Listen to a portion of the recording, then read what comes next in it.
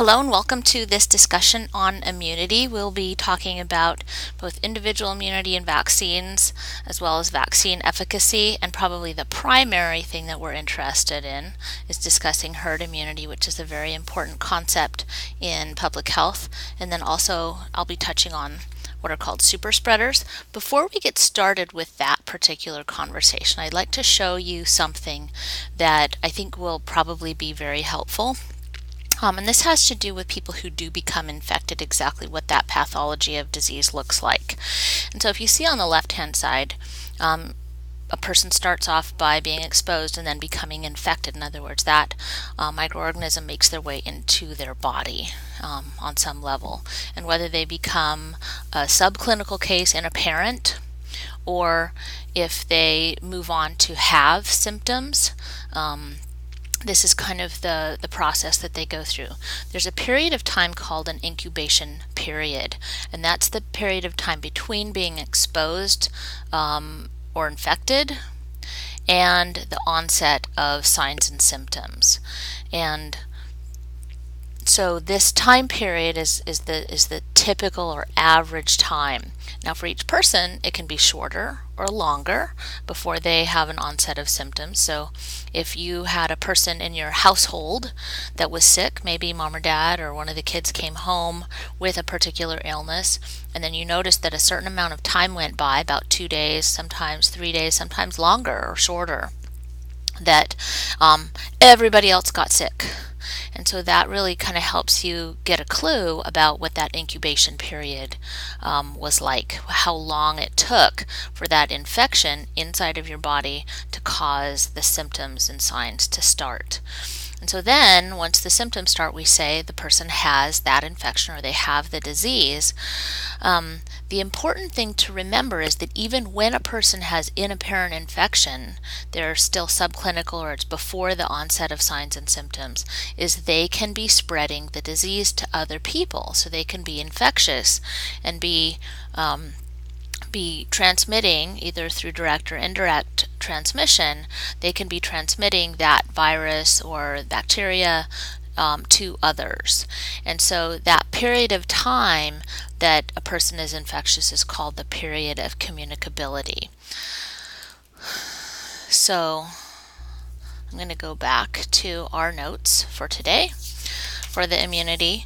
The main thing for those of you who don't have a deep background in the medical field is that immunity happens on the individual level. And the way that that works is that a person will develop antibodies to a particular foreign agent and store them up. So this is all about antibodies. And this is how your immune system works, so that when that individual is exposed to that same pathogen again, that immune system can fight it off even before they get sick, so that it kills those bacteria, recognizes them or the virus, and it says, hey, we want to get rid of that particular invading thing. And so that's how immunity works, is through this concept of antibodies. Well, the same thing is true about vaccines. The vaccine can be a killed version of that bacteria, of that organism, or it can be what's called live attenuated. In other words, it's inactivated to the point where it doesn't cause infection, doesn't cause the actual disease, but that the presence of that either killed or live attenuated substance stimulates the body to make antibodies. It's kind of like having an army ready to go for when the body gets invaded. And so that whole idea of making antibodies in advance means that the body doesn't have to encounter that organism for the first time and then take several days to create those enough antibodies to be effective. Now, the thing that we do know is that over time, the antibody level tends to go down, either way, whether it's kind of natural immunity or through vaccination. that it wanes over time. And so that's why we have booster vaccines. That's why we, after a while, we might say, well, you need to go in and have another vaccination. Another concept about immunity is this whole idea of vaccine efficacy, which is closely related to vaccine effectiveness. They're measuring slightly different things, but the idea is if I have the vaccine, for efficacy, if I have a vaccine in a perfect scenario, how well am I protected against that disease if it were to invade my immune system? And so that varies. I think a lot of people think that automatically if you have the vaccine that you are 100% protected, guaranteed. And so you'll see on the news, even children who had the vaccine still came down with whatever was the outbreak. And the reason for that is that two things. Vaccine efficacy, even in a perfect world, is not 100%. We don't have any vaccines that are 100%. And also this whole idea of this waning over time, it kind of goes down. So it does allow a person to get sick sometimes, and it just depends on how long it's been since the vaccination and how much that has waned. And for each individual, that's going to be different. So in terms of vaccine efficacy, we have some numbers for some common vaccines you probably know about. For chickenpox, it's 98%. In other words, if a person gets vaccinated exactly the way that they're supposed to, they get both of the vaccines and they're spread out in a certain amount of time, you get to the end of that time period and you could take 100 kids and be exposed to chickenpox, and 98 of them would not get any chickenpox. The other 2 out of 100, or 2%, would get chickenpox. Now, it's very likely that it would be a much milder form of the disease. So we would still say, yeah, they got chickenpox, but for a lot of kids it would still even be milder than what they would have gotten if they had had it as the actual disease. For measles, that number is 97%. For rubella, that's 90%. For mumps, it's 88%. And for cholera, it's quite low. Let's say at a year, the estimate is 45 to 62%. And so really only about half of the people who are vaccinated against cholera are protected. So what that means is that a lot of times for these vaccines that aren't as effective or efficacious, they will be considered more optional if a person is traveling. Or maybe you would consider some specific situations, like are you going to a place where cholera is having an outbreak currently? So those would be some kinds of things. Do you tend to catch things when you go places? So if the efficacy of a vaccine is lower, then that may influence your decision about getting that vaccine. The other thing to remember is that a lot of times we give multiple doses of a vaccine, and what happens to that efficacy over time is that it increases. So for polio, with 1 dose, that is 82%.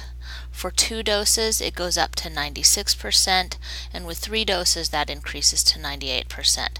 So we want our kids to be protected against these diseases.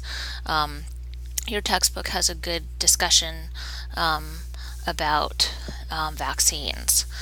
So the next thing that's related to that whole concept of vaccine efficacy has to do with how each individual is protected against that disease by having the vaccine. The other concept has to do with herd immunity. And so this is how well the population is protected against that particular disease.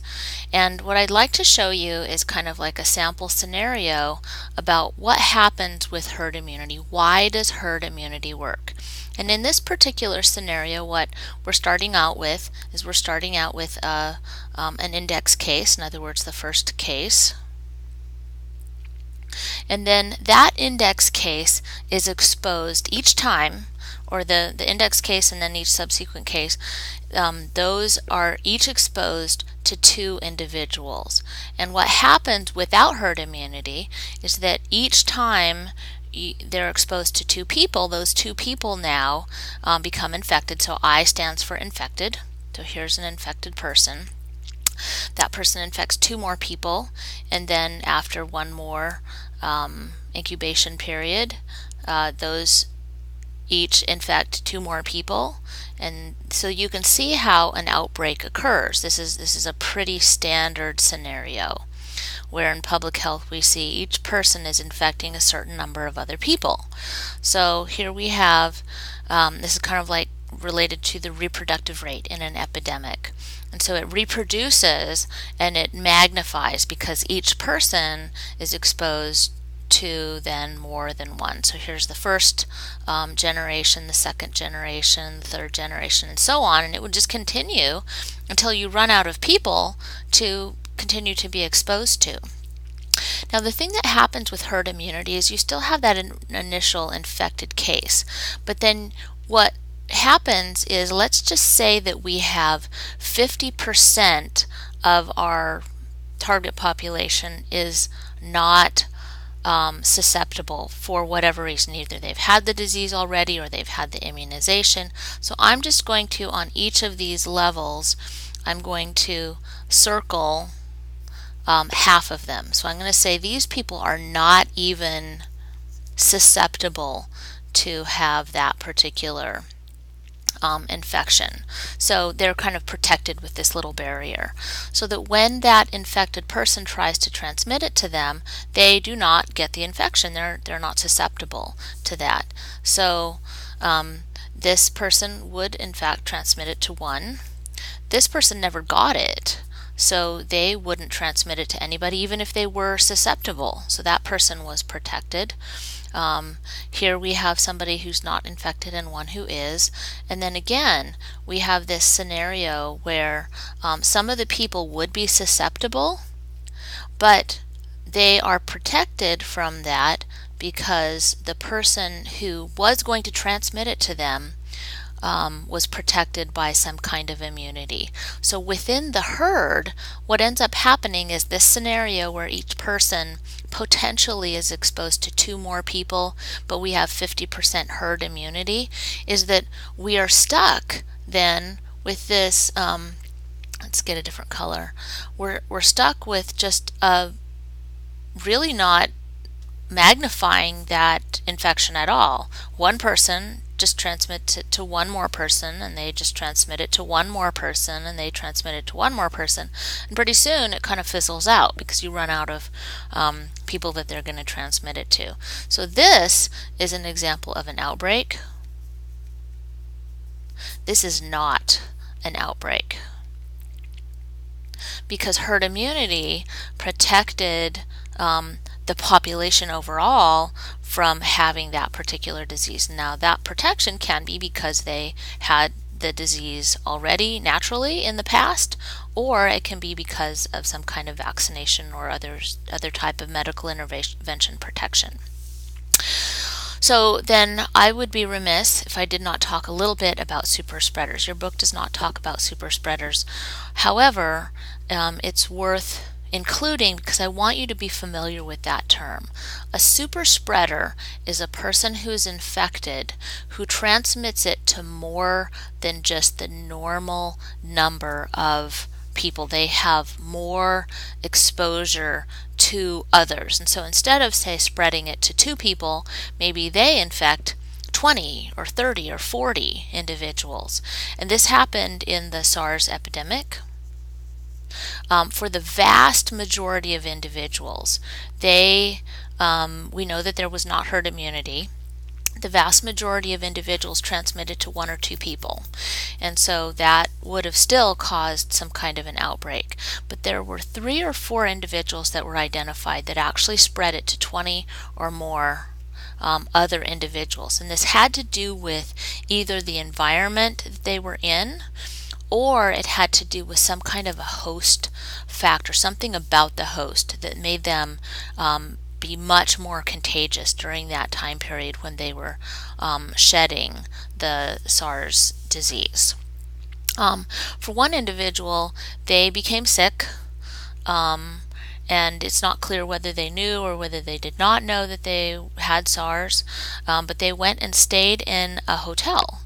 And you can look at a map of that hotel. If you look this up on the internet, you can see that it depended on how close the other rooms were to that particular room where that person stayed. So obviously this person was probably coughing, and then that air was transmitted through the hotel air conditioning and duct system to other rooms. It was kind of rotated around. So people that were closer by tended to be more likely to get sick, and then people who were farther away on that same floor tended not to get sick. And so it could have even been that that person was in the hallway and coughing, and so people walked by and breathed that air.